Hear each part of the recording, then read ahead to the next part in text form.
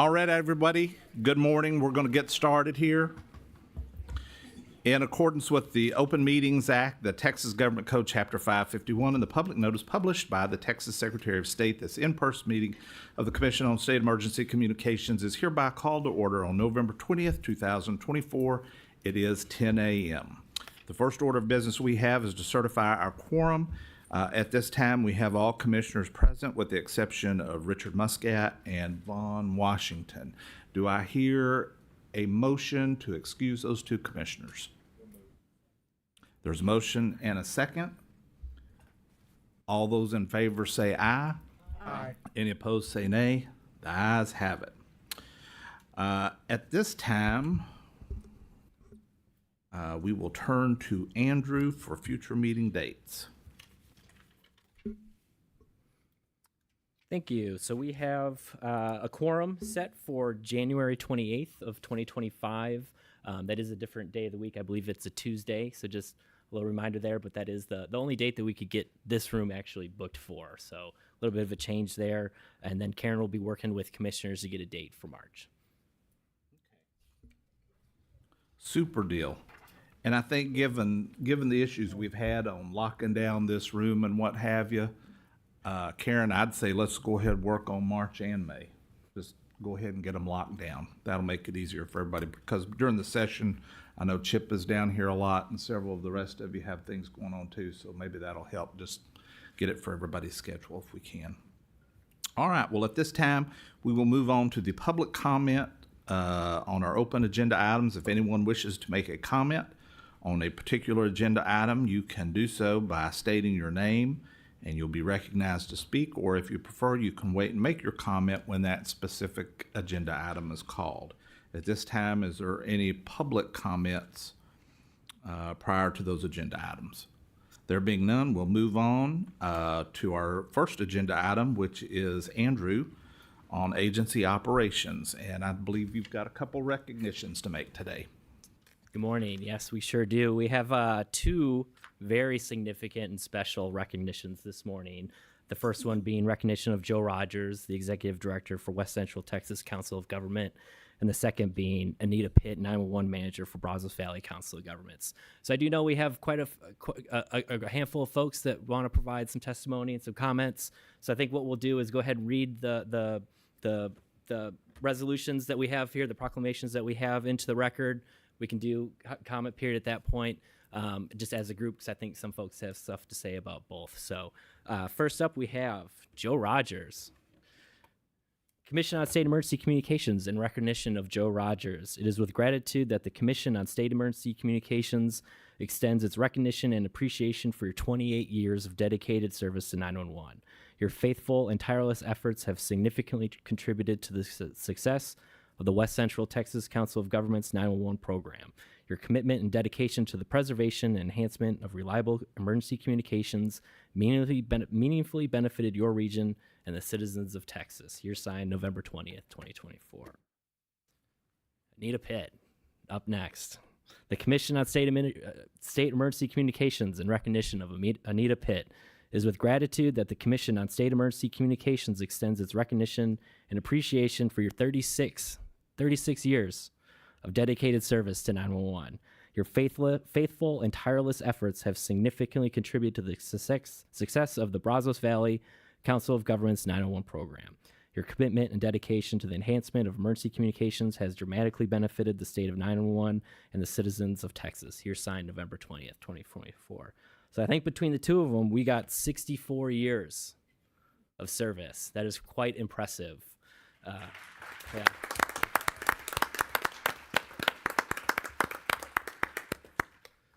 So, I think we've got several people who would like to speak on this particular agenda item. So we'll start asking you to come forward, but today I have a special privilege, and that is to ask our former Executive Director of CSEC, Kelly Merriweather, who is here today. I thought I'd let you go first. She's worked with both of these people extensively, and so she would like to say a few words, and we're always glad to have her back. Mm-hmm. Welcome, Kelly.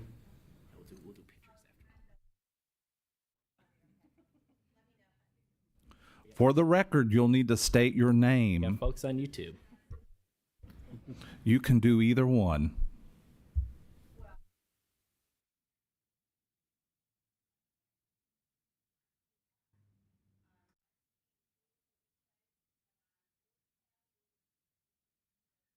And that is to, thank you.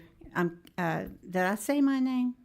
I don't know if I did. Kelly Merriweather, former executive director of CSEC. Good job. Where's Patrick? He would have caught me. Anyway, I'm happy to be here, but I'm really sort of sad and happy for them to say goodbye to Joe Rogers and Anita Pitt. They were both here. Anita was here well before I came and was always a wonderful guide and kept everyone informed and was very involved. And not only, I would say, Anita made her program wonderful, she helped to make the state of Texas program wonderful and stronger through some really hard times. And so Anita is to be congratulated and recognized for that. And then I think Joe Rogers and I started about the same time. He started at West Central Texas and I started at CSEC, and we too went through some bumpy times through the years. But Joe was always there and willing to do what he needed to do, and he's provided leadership to his 911 program and to the COG as its executive director. So I bid them farewell and all the best luck in the world, and retirement's really good. It's nice not to have to get up at a certain time in the morning. So enjoy. Thank you all, and thank you for me. All right. Who else?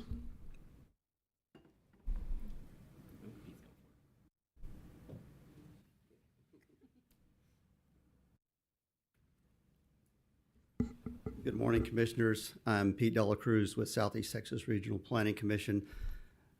Yeah, I've had the pleasure of working with both of these individuals for many, many years. Texas is looked at as a leader in the 911 program at a national level, and these two individuals definitely have played a role in ensuring that, Texas continues to move forward in the 911 program. There are some things that Anita and we've talked offline to let her know that how much I truly appreciate her and Joe as a friend as well for a number of years.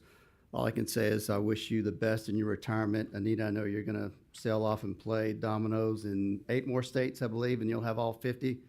So that's a big plan. Joe likes to work on electronics. So I guess that's the retirement plan, work on electronics and resell old stereos. So good luck with that.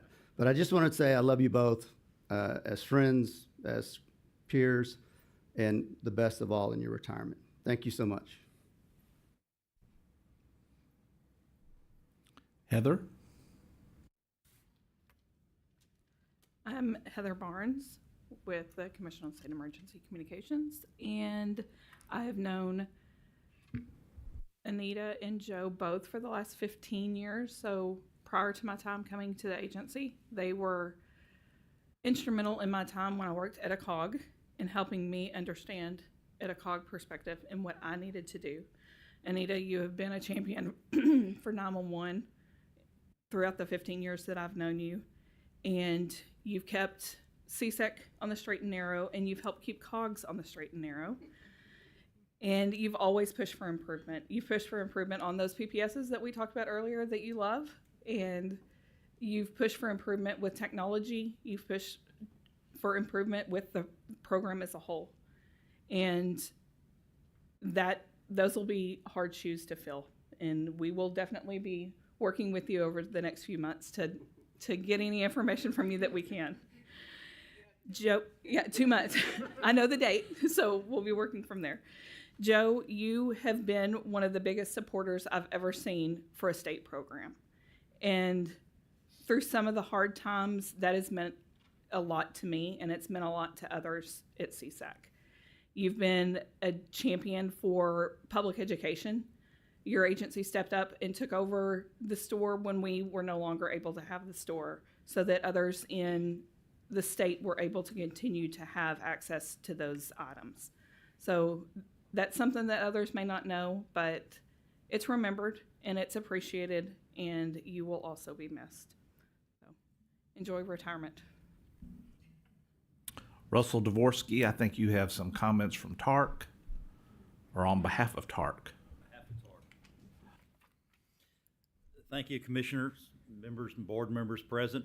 I'm Russell Dvorsky, and I have the pleasure as serving as chairman of the Texas Association of Regional Councils on the Emergency Communications Committee, and I'm also the executive director of the Heart of Texas Council of Governments in Waco. On behalf of the association and the regional planning commissions across the state, I'd like to share a note of sincere gratitude to both Joe and Anita for all they've done to ensure that help is available and for anyone who wants to call 911 in Texas. As you've both heard, both Joe and Anita have been pillars of the 911 community. Since the inception of this program, I mean, we talked about 64 years of combined service.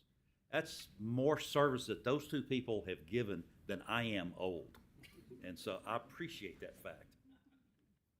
Their institutional knowledge and their depth of understanding of the technology that's required to deliver this life-saving program has served Texas for well over 25 years. We celebrate their much-deserved retirements, and their legacy of service will be felt for decades to come. I look at my staff, there's other 911 coordinators in here. Anita has always been there for folks, as Joe. Joe has a servant's heart. He is a humble, quiet man with determination of steel and grit, a man of absolute integrity, and we're going to greatly miss him. Someone mentioned when asked about Joe, and they said, what's the impact that Joe has made on the regional 911 service? A fellow coordinator said this: Joe Rogers has always been a friend to 911, invariably willing to provide technical assistance and resources to various communities and working groups within the 911 community at a moment's service. I know that Joe has left his own region, went to other regions to help folks in times of crisis, and our brotherhood of executive directors stand together that way. Each of us stand to unite with everybody. Joe, it has been an honor to serve alongside you as an executive director, and I know that you'll be missed in the 911 community, and you'll be missed on the 911 TARC Executive Directors Council as well. Anita, there's not enough words to describe and capture the role that you've played in economic or in the development of the state's regional 911 system. You know, some people are monotypical and they're known by a single word. You know, when you say Elvis, you know who it is. If you say Oprah, you know who it is. If you say Adam and Eve, you know who they are. When they say Anita, everybody in the 911 world, not just in Texas, across the nation, they all know who Anita is. That's all you've got to say is Anita. She's a legend in that aspect. Now, Anita, I want you to know that, you know, staff has written things down here for me to say, and so I'll try to be graceful with it. But it says, how do you say au revoir to an iconic leader whose unwavering dedication and commitment and passion for service has been extraordinary? Anita has proven not only to be a great leader, but how to humbly serve others. Now, I'm going to back up with that word. Anita and humility, in my opinion, kind of don't go together. It's a mighty poor dog that don't wag its own tail. Anita has never been one that has looked for the limelight, but she is strong, she's compassionate, she believes in what she wants. She does not sit on the back bench quietly and humbly letting progress just naturally ebb and flow and take its path. She's a force of nature to be reckoned with. And so while some people will say, you know, oh, it's great to be humble, stand up and shine, woman, because I'm not humble and neither are you. And I think part of that problem came is we both knew Tom Wilkinson, and that man has no humility. She's been an advocate for excellence and has encouraged others to stay actively participating and leading and serving in her capabilities beyond their respective titles. She's been a mentor and a friend, and she is a distinguished colleague who wants to see the best in others and see the best for the 911 program, not only in the state, not only in Bryan College Station or the state, but the nation. There are untold tens of thousands of lives that are here today because of the work that Anita and Joe have done. Those are not small accomplishments. Nita, I've had the honor of serving with you on the Strategic Alignment Committee, and you have constantly shared your opinions and driven that agenda, and I am forever grateful for your strong will. I can attest to all the above. You are a true leader, authentically admired by others and respected by those that you've led and served. It has been a pleasure to serve with both you and Joe. On behalf of the Texas Association of Regional Councils, Joe, Anita, I want to thank you for your dedication to the Regional 911 service. I offer you our heartfelt congratulations on this well-earned retirement, and may the next chapter in your life be peaceful and relaxing for both of you. And know this, count your career not by the smiles, but not by the tears, but count your age by your friends and not the years. Thank you for a grateful organization in the state of Texas. Thank you for all y'all have done.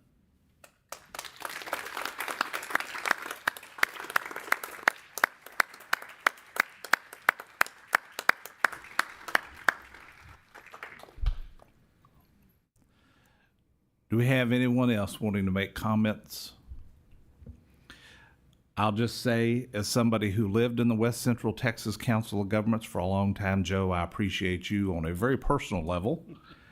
And then secondly, Anita, having worked with you on this commission over the years, every PPS has made this place better and more efficient and a better overall program. I was a little nervous when Russell started talking about an analogy of a dog wagging its tail. I think I saw that same fear in your eye, respectably so.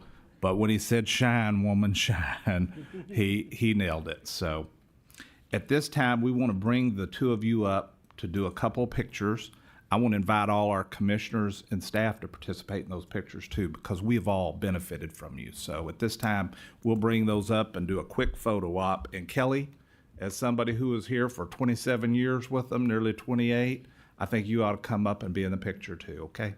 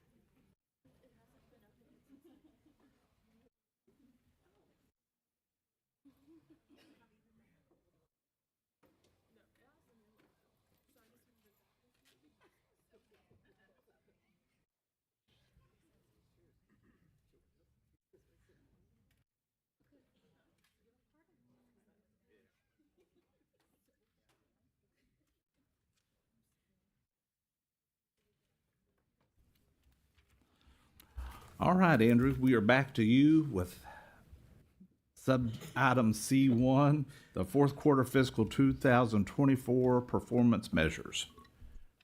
All righty. Well, thank you. So this is to close out fiscal year 2024. For our two key performance measures in the 911 program, we were on target for both of them. Percent of time 911 services are available. Our annual target is 99.5% uptime. We had 100%, so that is good news. We're always happy to see that. Our second measure, number of 911 calls received by a PSAP, we're a little bit below, but again, 911's a reactive service. Some could say being below target is actually a good thing. So our annual target is about 2.8 million calls. We had about 2.5 million calls, which puts us in at about 90% of that measure. Within the poison program, again, percentage of time Texas Poison Control Managed Services are available. We were above target. Annual target was 99.5%. We were up 99.95%, which is always good to see. Also, calls were down as well. So we had an annual target of about 490,000 calls, and we came in at about 386,000 calls. So still within range, a little bit low, but again, it's also a reactive service. And then obviously one of our more favorite measures that we like to tout is our average cost per call processed, which again, we came in below the amount, which is good. So our annual target is $25.69 per poison call. We shaved about $1 off that at $24.60. So that's always good to see that we're below that number for cost savings. For our non-key performance measures, I just want to point out two, which is number of reported 911 outages that exceed 2 hours. So you'll notice that we have one key performance measure in the 911 program, which is percent of time 911 services are available, and then we also have a number of reported 911 outages. I know folks get a little bit confused on that. The outages are specific to the call past the EZNet. So this is going to be typically a fiber cut or something at a local PSAP where they are able to route those calls to another PSAP. So you have your overall 911 services are still available, but you may have a localized outage at a specific PSAP. So within that area, we had 288 outages. Our annual target is 100, so you can see that we had almost 3 times the amount of outages than we expected. As I just stated, fiber cuts is probably the number one issue that we're having, where somebody with a backhoe goes and tears up a road or some sort of drainage ditch, and there's a fiber line in there. It gets cut, which then takes down a PSAP. But again, the beauty of the Next Gen 911 system is that they're able to seamlessly route those calls to another PSAP. So 911 services stays up, that local PSAP is impacted, but that just really helps kind of show how important the system is, and it's good to see the diversity in being able to shift those calls. And the second one that I also like to tout here is the percent of errors in GIS 911 program map data is below our target, which is good. So we have an approved target error rate of 1.15% in our GIS data, and we came in at 0.73%. So good to see that. And with that, happy to answer any questions. Any questions for Andrew? If not, we will move on to Lorraine with our appropriation year 2025 financial update.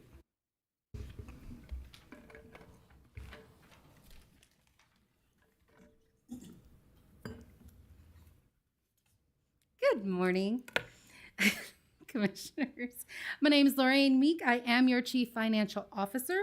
Please turn to page 9 of your Commission meeting notebook, and we'll go over 2025's financial update. It has been 2 months into the year, so 17% has lapsed, and I will go over each section as it relates to our general revenue and general revenue dedicated. Federal is not in here. So per the GAA, the appropriations totaled $64 million, and the amounts expended and accrued include the allocations to strategic plans for the poison centers and the regional planning commissions and administrative contracts and payables.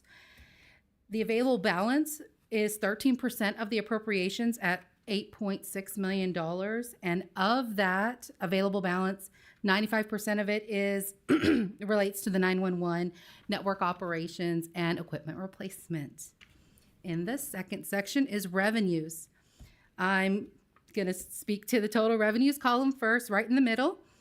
And So far for the first 2 months, we have $2,000 in prepaid wireless, almost $3.9 million in regular wireless, almost $375,000 in landline service fees, for a total of almost $4.2 million, or over $4.2 million in service fees. And then additionally, we have a little over 2.1 in equalization surcharge, giving us a total of $6.4 million for these first 2 months in fiscal year 25. As we compare how much we've received to date to the 17% against our appropriations, we are short funded by a little over 2.7 million. Now, if you look at that 2.7 and look at our appropriation balance that we have not allocated out yet, it would bring that balance to 2.3. And to get a little more technical, of that balance, it would be 1.1 is related to service fee, and the remainder is surcharge. However, we're not in concern yet. We're at the beginning of the year. Now we're going to talk to the receipt to date row, which is about a third at the bottom of that section. The comptroller's biannual revenue estimate is $50 million. And again, we have our revenues as of right now at 6.4. If we take that 17% against the BRE, we should be at almost 8.5. So we're under received by almost $2.1 million. Now, that very last column shows you how much a percent of the estimated revenues we're at. And historically, we're actually better than we have been historically. So just to alleviate any concerns, the year's still going on, and it will get better as the years passes. The last section is the fund balance. Now, we did request in, as we built our LAR, the full amount of what we're estimating for our surcharge. So if the surcharge revenue comes in as we expected, the surcharge balance will either remain the same or possibly decrease a little bit with some non-GAA items. And service fee is broken out a little bit because we do have what our cash balance is currently and our appropriations balance that we're going to utilize for it. But we've also built in 2 lines that shows what we're expected to transfer into service fee after around in 2027 as it relates to the Prop 8 funds. So, and it is broken out by the base and then interest that have been accruing against that as well. So our balances are healthy, and I think Prop 8 is doing what it's supposed to do and help keep our fund balance strong. This is informational, but I'm here for questions. Any questions for Lorraine? Chip? All right. Well, Lorraine, thank you. At this time, we will move on. Noah, if you'll go ahead and come up, you've got the next 2 agenda items, and we will start with our Next Generation 911 Service Fund Proposition 8 update.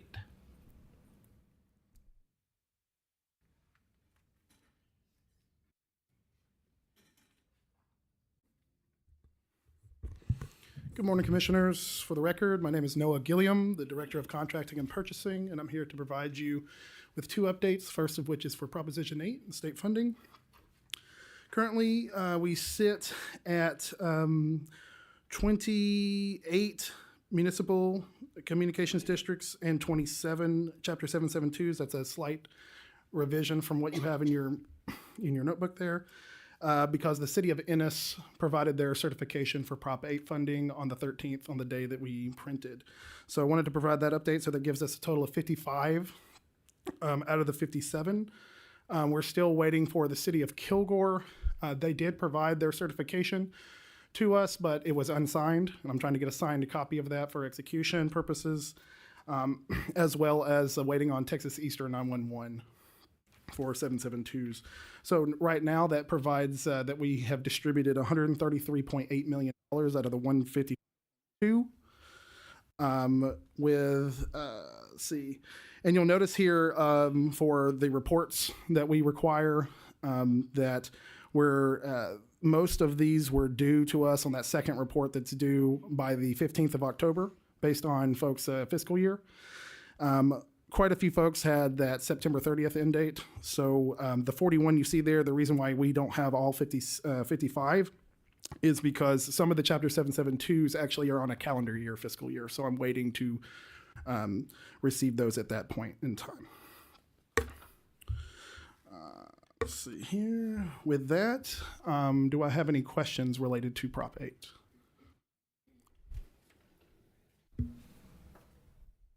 Looks like we're good. We'll move on to the next item, which is the Next Generation 911 Service Fund Federal Grant Program update. Perfect. Thank you, Chairman. You'll notice a difference in your attachment, your first attachment to this report, in that I have condensed down the activities to date to just follow the calendar year because it was getting late. So I just wanted to make that note. I'm happy to report that the city of Ennis not only provided their certification for Prop 8 funding, but we did also execute the contract for SB8 for their project. So that puts us we're fully allocated and executed now and on contract. So that gives us a total of 67 entities in the program. We're sitting at $82.6 million reimbursed, which represents 55% of the total allocation, with 60% of the time elapsed for the grant. One thing I'd like to note is that we did change up the table that you're provided to provide a little context and notes for some of those folks that are still showing at zero. So I'd be happy to answer any questions about any of those. The folks that are listed as having inactive SAMs, I did receive an update that the majority of them have updated their SAM. So we should be able to accept those reimbursement requests that we received in the next report. And I would also like to, for the record, note that there is a typo for the city of Ennis. We did not execute the contract in 2004. It was 2024. Next, one of the next steps that we're going to undertake for the program is to ensure that the obligation deadline of December 31st, 2024 has been met by all entities. We have provided a notice out to all parties, just recommending that they put together some information to show that Section 424 of the contract has been satisfied. We will be sending out a formal letter in January regarding that, and we will take responses to that on a case-by-case basis. So with that being said, I stand ready for questions. Any questions for Noah? All right. Well, we appreciate it, Noah. Thank you for the update. Thank you. All right, Kimber, we'll move on to item number 5, which is our CSEC State 911 Program Information Security Assessment Services update.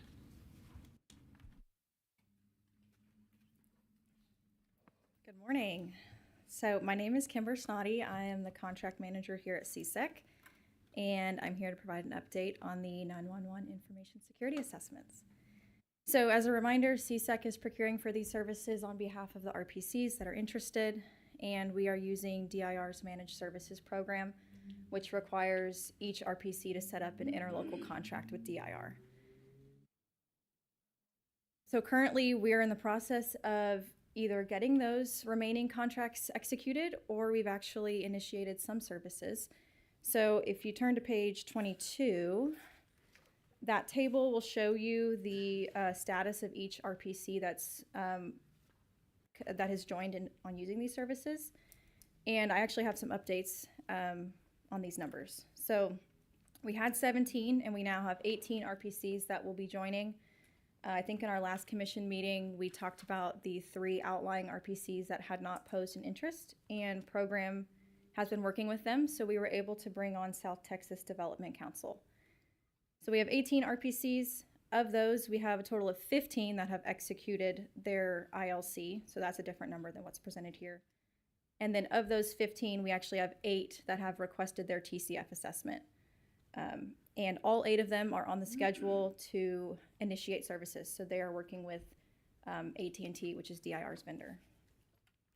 You'll also notice that penetration testing and vulnerability scanning are not listed on here, and that's because we are working with the 911 call handling equipment providers to confirm that the test can take place on their equipment. So we are pending any approvals until we get that confirmation.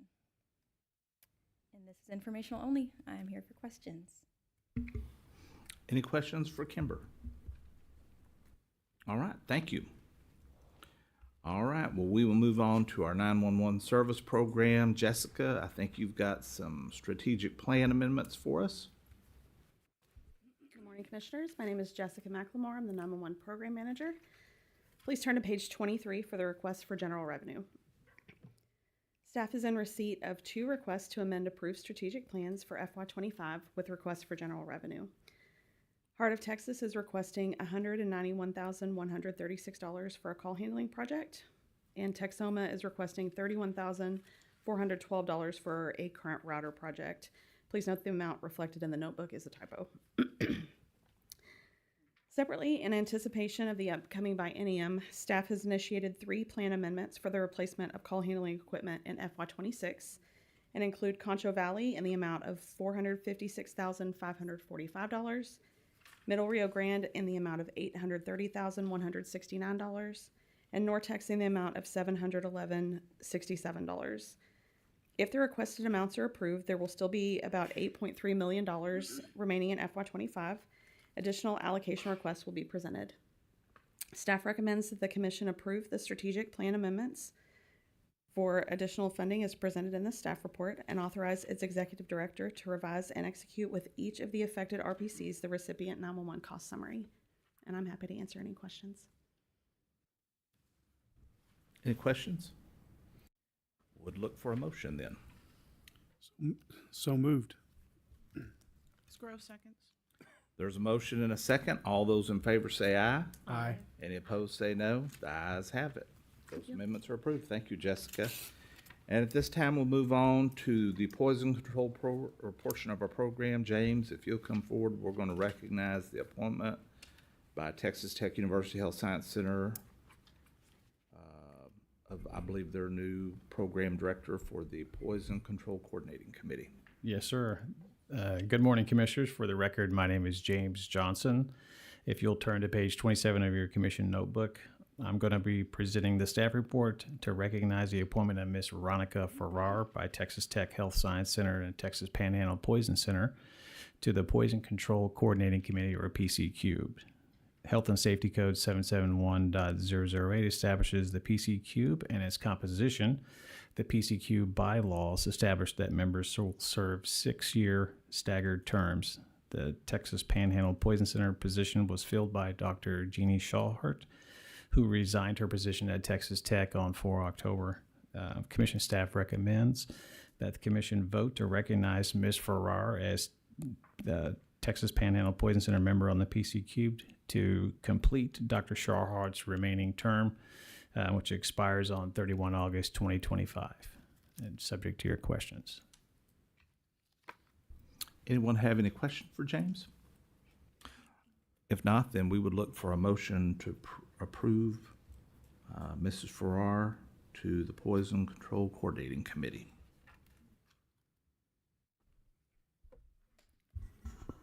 Mitchell move approval. I'll second. All right, there's a motion and a second. I didn't hear her. She already, I didn't hear her. No, it's okay. It's okay. Kathy let you have it, but she's got the second, so she's still in the record. It's good. All right, all those in favor say aye. Aye. Any opposed say no. The ayes have it. All right. Thank you. With that being said, I don't believe we have any other business before the commission today, other than, I think, given the 64 years of service between Joe and Anita, it might be nice if somebody made a motion that we adjourn in honor of those 64 years of service between the two of them today. So moved. And I'll second. All right, motion and second. All those in favor? Aye. We're adjourned.